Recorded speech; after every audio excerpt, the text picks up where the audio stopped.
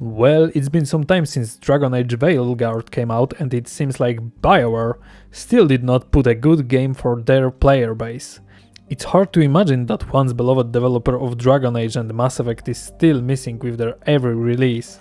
You can say, well, every developer has their better or worse titles. Bethesda made Fallout 76 and Starfield, and they were not very successful. Not mentioning that Fallout 76 was a buggy mess that was not working at release. And I would say to that, yeah, you're right, but Starfield is a working game that some people really liked, and Fallout 76 has been fixed and still gets updated to this day. And additionally has pretty alive player base, not mentioning the Amazon Fallout show that put Fallout into minds of people that never may thought about the games.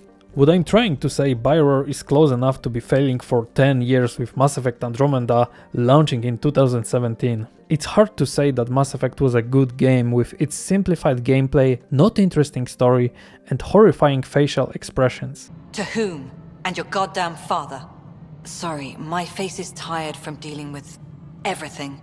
And right now I just want to know what happened with Alec. And because of that game we still did not get any new Mass Effect content except Legendary Edition of the trilogy, which is a cheap remaster with no additional content and cut multiplayer. So yeah, 2017 was a rough year for Bioware. So they needed a win, they needed something good. What did they do? What did they make next? Well, what's next in the barrel? The game that in trailer looked actually exciting, but in the end, it went worse than launch of Andromeda. Our beloved Anthem, the Iron Man simulator. The looter shooter with no loot and pretty weak shoot. The poop-filled diaper that Anthem was is a story of mismanagement and promise of a great live service game. It's honestly funny how around Anthem release every big publisher decided that they want to have their own huge live service game. And EA on the other side pulling back on it and changing Dragon Age model from live service game to a single player game.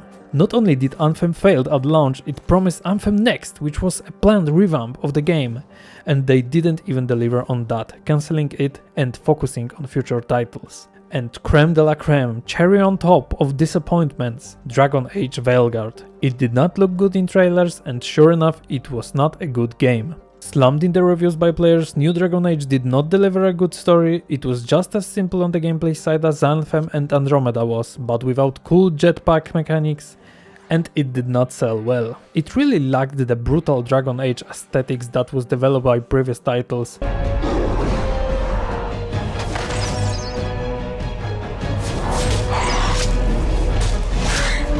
You could not play as your companions, and it felt like developers pulled a lot of features of the game at the illusion of making the game more accessible and user-friendly. I don't really know who's making the games right now, but it does not feel like the games are done by gamers, but marketing people, where gameplay mechanics are pushed on the side, focusing on the story. Story that not only is very basic and is written poorly, but being critiqued by being woke. Look, you can have a woke game with lovable characters, look at Baldur's Gate 3. Everyone can be gay and all characters are being well written and memorable, with Atom Gale, Princess Shadowheart and Bestiality Halcyon. All I am saying is I can't believe that a huge studio, beloved by all, can't put one good title in over 8 years. There's new Mass Effect teased with the promise of going back to roots, but it's hard to believe them.